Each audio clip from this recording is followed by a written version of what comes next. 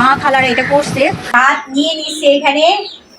ভাতগুলা এই যে ভাইরাস জনিত জ্বর, এতটা ঠান্ডা জ্বর হয়েছে আজকে ভিডিওতে সেটাই দেখাবো তোমার। তো এখনই পানি পড়ছে গাইস। আমার আম্মারে ফোন দিছি, আমি একটু এটা ভেজে নিছি। এখন একটু সরষের তেল দিয়ে দিব। সরষের তেলটা কিন্তু খুবই ইম্পর্টেন্ট, ঠিক আছে? কারণ হচ্ছে সরষের তেল, যে কোনো খাবারের সরষের তেল কিন্তু খুবই মজাদার এবং ভালো। কথা বলতে পারতেছি না গাইস। দেখো এটা কিন্তু লাল লাল করে ভেজে নিব। হ্যাঁ,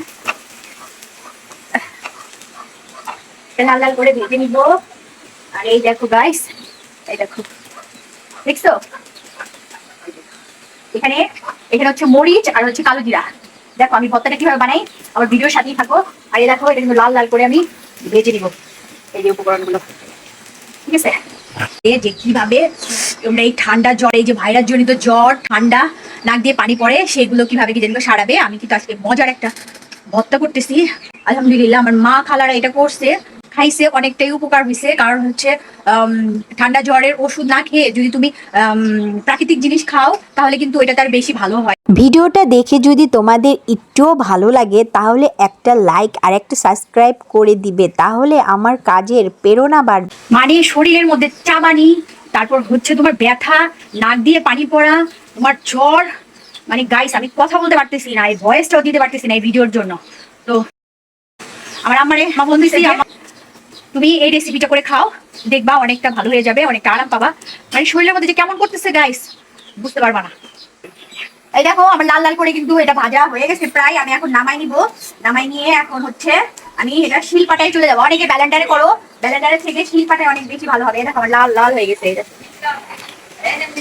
এই দেখো এই ঠান্ডার মধ্যে মিষ্টি নিয়ে আসছে আমাদের জন্য। এমনি বাড়ির সবাই অসুস্থ, তার মধ্যে মিষ্টি নিয়ে আসছে। দাও তারপরে এইখানে কি বলো গাইস, তোমরা খাবা?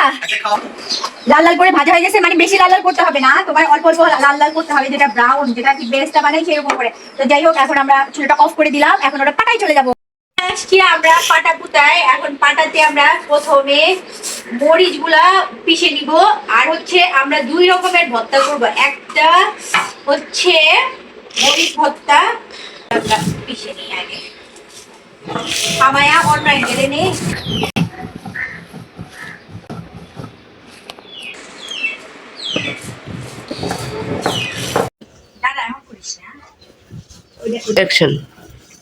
এই যে আমার ভর্তাটা হয়ে গেছে।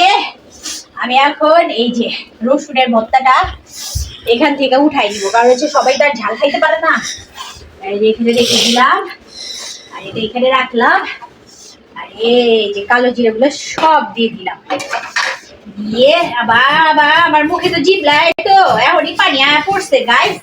তোমরা তোদের জিভলাই পানি এলে আবার কিছু করার নেই, বুঝছো? ভালো ভালো করে টালতে হবে। কালো জিরা টাললে কিন্তু সেই রান্না শেষ ভালো লাগে। এই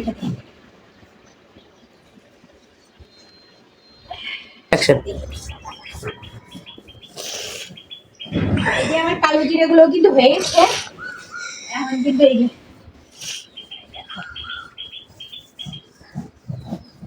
বিভিন্ন মানুষের বিভিন্ন ভাবে ভর্তা করে, কিন্তু এক একজনের এক এক রকম কাজ কাম।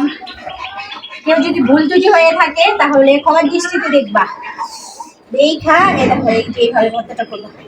তো গরম গরম ভাত দিয়ে খেয়ে দেখবা যে কেমন হলো। আজকের ব্লগটা যদি তোমাদের ভালো লেগে থাকে, একটু যদি তোমাদের উপকারে আসে, তাহলে অবশ্যই চ্যানেলটাকে সাবস্ক্রাইব করে দিবে। আর এরকম সুন্দর সুন্দর ভিডিও দেখার জন্য ওয়েট করবে। এই দেখো এই ভর্তাটা তুমি গরম ভাত দিয়ে যদি খাও তাহলে আলহামদুলিল্লাহ অনেক ভালো লাগবে, মুখে কিন্তু রুচি চলে আসবে।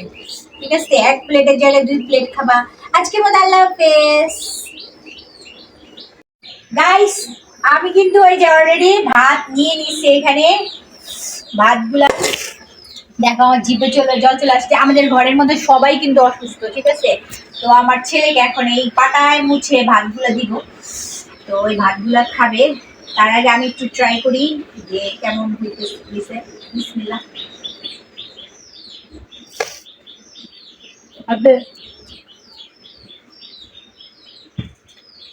আলহামদুলিল্লাহ আলহামদুলিল্লাহ।